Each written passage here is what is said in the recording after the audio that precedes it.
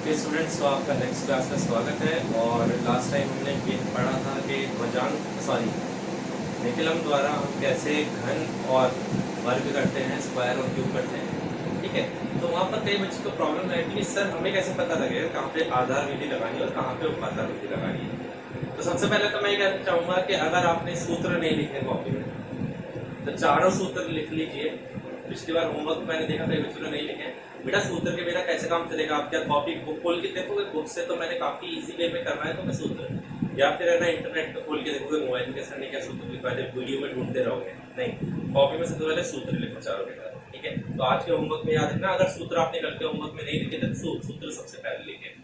उसके बाद बात आती है कि आधार और उपाधार विधि कहाँ पे इस्तेमाल होती है। 10, 100 और 1000। अगर हमारी संख्या इन नंबरों के पास आ रही है तो हमारा जो मेथड यूज होगा वो आधार विधि यूज होगी। आधार कैसे? जैसे कि 12 हो गया, 15 हो गया, 18 हो गया, ये 10 के पास है। 99 हो गया, 102 हो गया, 115 हो गया। ये सारे नंबर किसके पास है? या तो 10 के पास है या फिर 100 के पास है। 1000 वाला हमारे पास आधार इतनी जल्दी से नहीं आता, तो मैं इन्हीं को एग्जांपल देके समझा। अब कैसे लिखेंगे? जैसे मान लीजिए 15 का उदाहरण लेते हैं, तो 15 लिखना है। तो आधार 15 के लिए आधार कितना है? 10। और विचलन कैसे लिखोगे? इसमें से इसको माइनस कर दो तो कितना आ जाएगा? प्लस का। समझ गए मेरी बात को? अगर मान लीजिए 99 है, 99 के लिए आधार कितना है? 99 के लिए आधार है 100, क्योंकि 100 के पास आई है संख्या। ठीक है, तो इसके लिए विचलन कितना होगा? 99 में से बताओ माइनस का 0 1, क्योंकि यहाँ पर 2 जीरो है तो दो संख्याएं लिखनी जरूरी है। माइनस का 1 नहीं लिखेंगे, माइनस का 0 1 ही लिखेंगे। तो ये कहानी है हमारी आधार वाली संख्याओं की। अब बात आती है उपाधार की। उपाधार कहाँ पे यूज करें? सर हम आधार से समझ में आ गया, लेकिन उपाधार का यूज करें जो संख्या है 10, 100 इनके पास में नहीं आती। जैसे कि मान लीजिए 32 आपके पास, 32 10 के पास नहीं, 100 के पास है, ये अपना अलग ही 30 के पास है। ऐसे सवालों में सबसे पहले लिखा जाता है उपाधार। उपाधार यहाँ पर कितना है? 30, क्योंकि ये नंबर 30 की लाइन में आ रहा है, इसलिए उपाधार कितना हो जाएगा? नंबर 30। फिर उसके बाद आधार लिखेंगे ऊपर, इससे पहले आधार लिखा जाता है। ऐसे कौन सा आधार है जिसमें एक 0 आ रहा है? 10। ठीक है, फिर बात आ जाती है उपाधार अंक। भाई उपाधार का पहला अंक क्या है? 3। फिर आ जाता है विचलन की बात। तो विचलन में बस इतना सा फर्क होता है, 32 में से 30 घटाएंगे इस बार, तो प्लस का 2 तुम्हारा विचलन आ जाएगा। ठीक है, अगर कुछ भी समझ में नहीं आया तो वीडियो को रिवर्स करो और फिर से समझो। ठीक है, अब बात करते हैं हम इससे बड़े नंबर की। जैसे आता है नंबर हमारा आ गया 225। अब 225 जो है वो नंबर ना तो 100 के पास है, ना 1000 के पास है, ना 10 के पास है। अब बच्चे बोलेंगे सर ये 220 की लाइन में आ रहा है। 220 की लाइन में नहीं आ रहा। कभी भी उपाधार 220 230 ऐसे नहीं होता। या तो 200 होगा, 300 होगा, 400 होगा, 500 होगा, 600 होगा, 700 होगा, 800 होगा, 900 होगा, ऐसे। ठीक है, उपाधार यहाँ पर है 200। आधार कितना हो जाएगा यहाँ पर? 100। उपाधार अंक यहाँ पर हो जाएगा 2 और विचलन हो जाएगा यहाँ पर प्लस का 25। ठीक है, तो समझ रहे हो? सबसे पहले आपको क्या लिखना रहता है? उपाधार लिखना रहता है, उसके बाद आधार देखना होता है। उपाधार में जितने 0 है उस हिसाब से आपका आधार आ जाएगा। उपाधार अंक, उपाधार का पहली संख्या होती है वो उपाधार अंक कहलाता है। उसके बाद आता है आपका विचलन। ठीक है, तो ये 4 चीजें थी आपको समझाने वाली। बस लास्ट एक और एक सवाल करवा देता हूँ आपको। मान लीजिए इसको मिटा रहा हूँ, आपके पास यहाँ पे सवाल आता है 495। अब ज्यादातर बच्चे बोलेंगे सर इसका उपाधार है ना 400 है, 400 की लाइन में आ रहा है। गलत है, क्योंकि ये नंबर 495 बिल्कुल 500 के बिल्कुल पास है, तो इसका उपाधार जो है 500 आएगा, आधार 2 जीरो के हिसाब से 100 हो जाएगा, उपाधार हम 5 आ जाएगा। विचलन की ज्यादा बात रही, 495 में से 500 माइनस करो, माइनस का 0.5 इसका विचलन आएगा। तो बेटा ये चीज भी आपको सीखनी जरूरी है कि नंबर जो है वो किसके पास आ रहा है। 400 से स्टार्ट हो रहा है, इसका मतलब ये कि 400 इसका विचलन होगा, इसका विचलन 500 भी, सॉरी इसका जो उपाधार है वो 500 भी हो सकता है। ठीक है, अब सवालों की ओर बढ़ते हैं।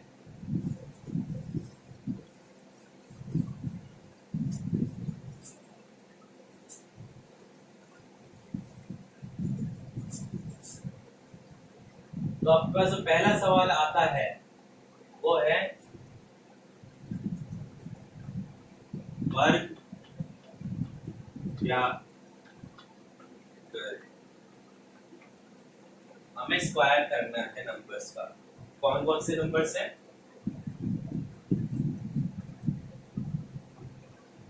एक 103 का स्क्वायर। मैं आपको एक फॉर्मूला याद दिला देता हूँ। फॉर्मूला क्या था? नंबर संख्या प्लस माइनस विचलन ब्रैकेट विचलन का होल स्क्वायर। ठीक है, तो जब तक हम इस क्वेश्चन को करते हैं तो वेट कीजिए। ओके बच्चों, तो देखो ऐसा है, तो तुम्हें 103 का स्क्वायर करना था। आपको पता है 103 100 के पास आ रहा है, तो इसके लिए आधार हो जाएगा 100, जो विचलन हो जाएगा वो प्लस का 03। सारा किया, फॉर्मूले में जमा दिया, फॉर्मूला आपको पता है। लेकिन दिक्कत क्या है यहाँ पर? सर यहाँ पर 3 का स्क्वायर तो 9 होता है, आपने 0 9 क्यों लिख दिया? मैंने आपको पहले भी समझा रखा है, जब यहाँ पे 2 जीरो है तो जो संख्या है ना तो 2 से ज्यादा रहनी चाहिए ना 2 से कम होनी चाहिए। 2 से कम होती है अपन 1 जीरो लगा देंगे, तो हमारा आंसर आएगा 10609, 10,609, ना कि 1000। अब बात करते हैं 95 में पता है नंबर किसके पास आ रहा है? 90 के पास नहीं आ रहा है, ये 100 के पास आ रहा है। ठीक है, तो 100 के पास आ रहा है, विचलन कितना हो जाएगा? माइनस का 0.5 किया। अब यहाँ पर बोलेंगे सर माइनस का क्या? अरे भाई किसी का भी स्क्वायर करते हैं तो क्या होता है? प्लस में हो जाता है वो। ये आपका आंसर आ गया। यहाँ पर 2 जीरो है, यहाँ पर 2 संख्या है, आंसर सीधा का सीधा आ गया, कोई दिक्कत ही नहीं है।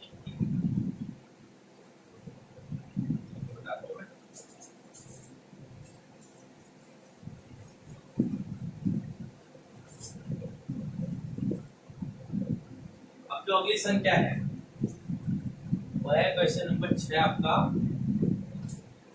204 का वर्ग। तो यहाँ पर साफ दिख रहा है ये नंबर है ना 100 के पास है ना 10 के पास है, तो उपाधार विधि से होगा। तो लिखते चलिए, उपाधार 200, आधार 100, उपाधार अंक 2, विचलन इसमें से निकालेंगे प्लस का 0.4। इसके सूत्र में कुछ ज्यादा फर्क नहीं होता, बस क्या होता है एक जगह उपाधार मल्टीप्लाई हो जाता है, कहां पर हो जाता है बताता हूं। बाकी सूत्र तो सेम है, संख्या प्लस विचलन ब्रैकेट कॉलम विचलन का होल स्क्वायर। यहाँ पर आपको उपाधार अंक क्या है? उपाधार अंक 2 गुणा कर देना होता है, बस बाकी सूत्र सेम है। 2 इंटू 208 16, 216 21616 उत्तर। ठीक है बच्चों, तो वर्ग करने में इतनी दिक्कत नहीं है। अब आपका जो आखिरी सवाल है वो करते हैं हम। हाँ तो स्टूडेंट्स, आपका जो नेक्स्ट सवाल है वो आप देख सकते हैं यहाँ पर 225 का सेम चीज का लिख पर कुछ फर्क नहीं है इसमें और इसमें, बस एक फर्क है।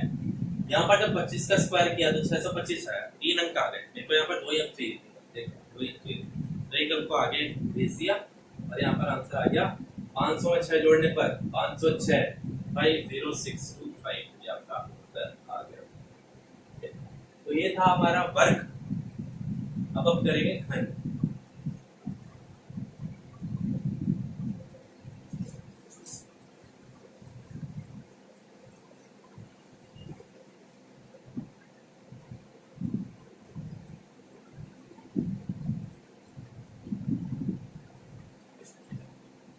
उनके लिए सूत्र एक बार मैं लिखवा देता हूँ ताकि थोड़ा सा कंफ्यूजन कर दूँ।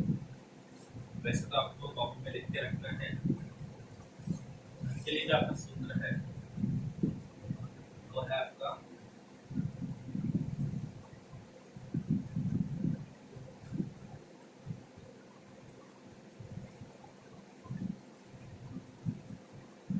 संख्या प्लस माइनस 2 इंटू विचलन 3 इंटू विचलन का स्क्वायर फिर आ जाएगा विचलन का, ये आपका आधार विधि वाला है। हमारा पहली संख्या जो हमारे पास है वो 15 है। क्वेश्चन नंबर 8, 15 का क्यूब। तो यहाँ पर आधार कितना हो जाएगा 10,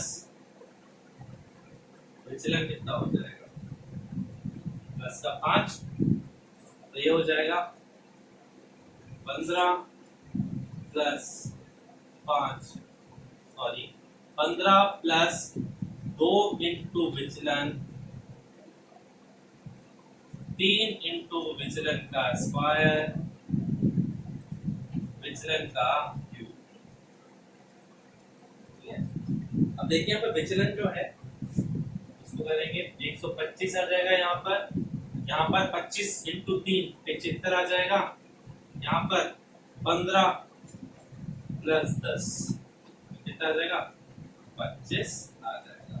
ठीक है, अब यहाँ पर देखिए आधार में एक ही जीरो है तो यहाँ पर एक ही संख्या रह सकती है, तो ये दो संख्याएं आगे रह जाएंगी। 75 में 12 जोड़िए 87। यहाँ पर भी एक ही संख्या रख सकते हैं तो 87 में से ये आगे ले जाइए, ये आ जाएगा, तो तुम्हारा आंसर आ जाएगा 3375।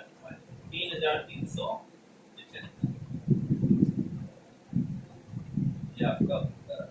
तो आगे बात समझ में। अब हम बात करते हैं अगले सवाल की, जो कि है 91 का।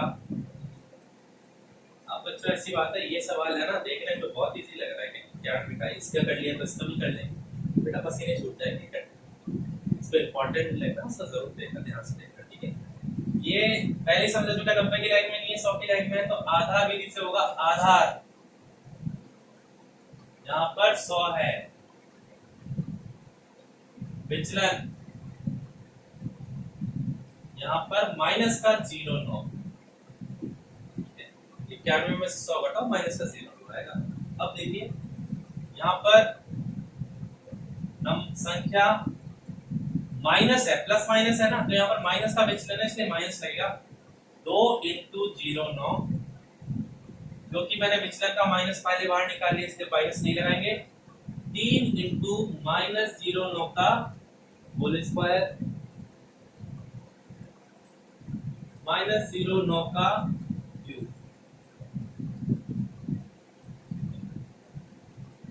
तो यहाँ पर इसको हल करते हैं, ध्यान से देखिए। 9 का जो क्यूब होता है वो होता है 729 और ये लगेगा माइनस का। 3 इंटू 81, स्क्वायर करने पर माइनस हट जाता है तो ये आ जाएगा 243। 91 माइनस 70। ठीक है, अब देखिए यहाँ पर क्या होगा, हमें है ना संख्याएं तो बाद में गिननी है, पहले यहाँ से नेगेटिव्स का साइन हटाना है, माइनस का शून्य, ये माइनस का साइन हटाना है। देखो माइनस का साइन हटाने के लिए बहुत ही मस्त तरीका बता रहा हूँ। अगर ये सवाल समझ में आ गया तो कहीं पे भी नहीं हटोगे आप आगे जाके। माइनस के बाद पहली संख्या कौन सी है 7, ठीक है, और 7 की अगली संख्या 8, तो आपको यहाँ पर 8 का इस्तेमाल करना है। मतलब माइनस के बाद जो भी संख्या हो उसकी अगली संख्या देखनी होती है, तो यहाँ पर 7 है, 7 की अगली संख्या देखनी होती है 8 देखते हैं। तो यहाँ से तो आप 8 घटा दोगे और यहाँ से 800 घटा दोगे। बोलोगे सर यहाँ पे 800 ही क्यों लिया, क्योंकि यहाँ पर आधार में 2 जीरो है ना, तो 8 के आगे 2 जीरो लगा दो, बात खत्म। अब अपन सवाल करते हैं, यहाँ पर कितना आ जाएगा 71, यहाँ पर कितना आ जाएगा 235, आगे गया 75, बोलोगे सर ये क्या कर रहे हो जल्दी जल्दी। अरे बेटा 3 संख्या आ गई ना, 3 की 2 ही रखनी है अपन को, तो आगे ले जाएंगे तो अपना आंसर आ जाएगा 75357। अब देखो ये सवाल इंपॉर्टेंट है कि नहीं इंपॉर्टेंट। आपको जब मैंने स्टार्टिंग में पढ़ाया था कि आधार और उपाधार विधि कैसे चूज करनी है, इसका फर्क पड़ा थोड़ा। भी मान लो इसको उपाधार विधि से कर देते आप लोग तो बहुत लंबे जाता है सवाल, ठीक है, ऐसे नहीं करना। चलते हैं देख लो सर, देख लो बेटा, पॉज करके देखो।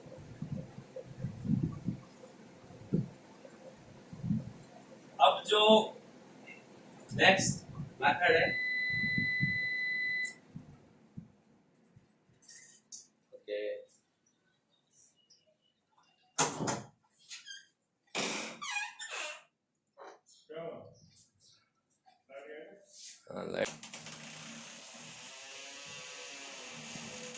ओके स्टूडेंट, जो अभी सॉरी फॉर द इंटरप्शन, एकदम से लाइट चली गई थी, क्या करें हमारे हाथ में नहीं है।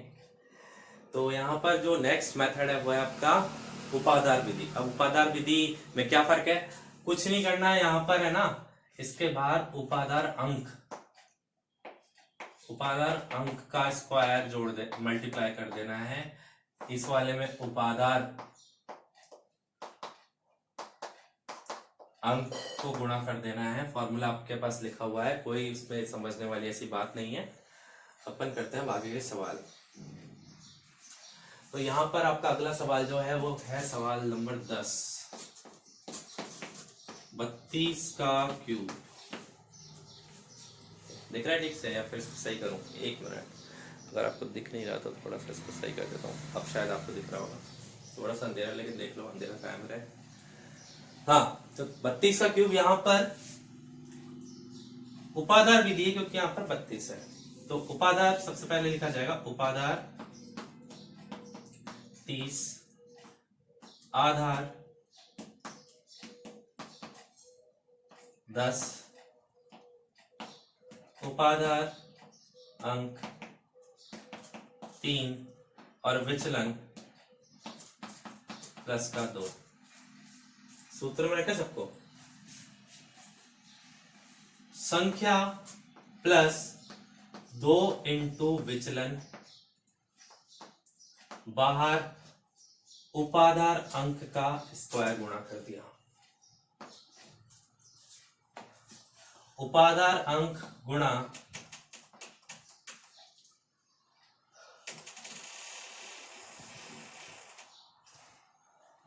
उपाधार अंक गुणा 3 इंटू विचलन का स्क्वायर, विचलन का क्यूब। तो इसका क्यूब कितना हो जाएगा 8, 3 3 9, 9 चौक 36। ठीक है, यहाँ पर कोई दिक्कत नहीं है।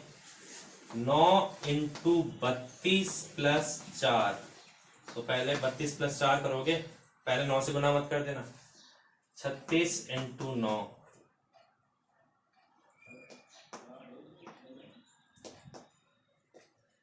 324। ठीक है, तो यहाँ पर इस सवाल में ऐसा कोई दिक्कत नहीं है कि आपको बहुत ज्यादा कुछ सोचना पड़ रहा है, बस कैलकुलेशन का खेल है। अब देखिए, आधार में 1 0 है, 1 अंक है, आधार में 1 0 है, यहाँ पर 2 अंक है, तो 1 अंक आगे ले जाएंगे। 324 पे 3 जोड़िए, 327। तो 3 2 7 6 8 ये आपका आंसर है। एक बार मैं आंसर को क्रॉस चेक कर लेता हूँ। हाँ जी, बिल्कुल सही जवाब है ये। ठीक है, तो अब अगले सवाल की तरफ चलते हैं।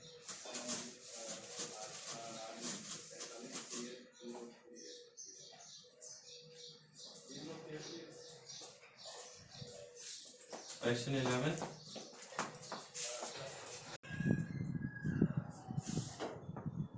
ओके स्टूडेंट्स, आज का नेक्स्ट आखिरी सवाल है 208 का क्यूब। यहाँ पर उपाधार 200, आधार 100, उपाधार अंक 2, विचलन प्लस का 0.8। ठीक है, तो आपको करना क्या है, यहाँ पर वही फॉर्मूला लगा देना पूरा। उम्मीद करता हूँ वो दिख रहा होगा। उपाधार अंक का स्क्वायर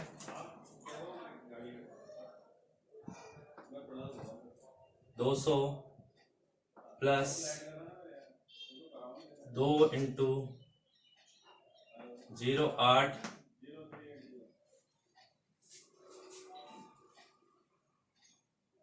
उपाधार अंक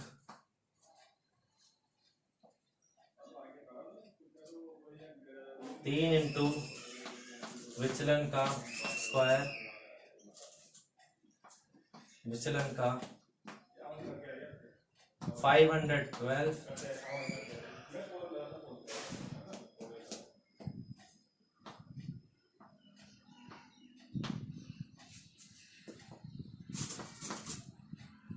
यहाँ पर 208 आएगा। 208 प्लस 16, 4 इंटू 224,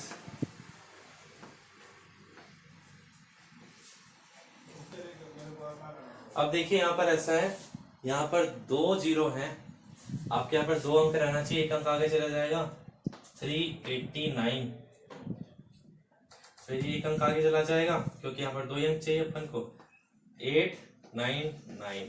तो आपका जो फाइनल उत्तर आएगा वो आ जाएगा 8912।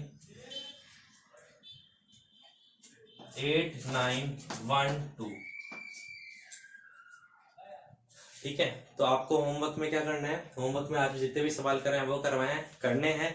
और अगर आपने होमवर्क में सूत्र नहीं लिखे तो सारे के सारे सूत्र आपको होमवर्क में लिखने हैं। ठीक है, और ये था हमारा गुणा।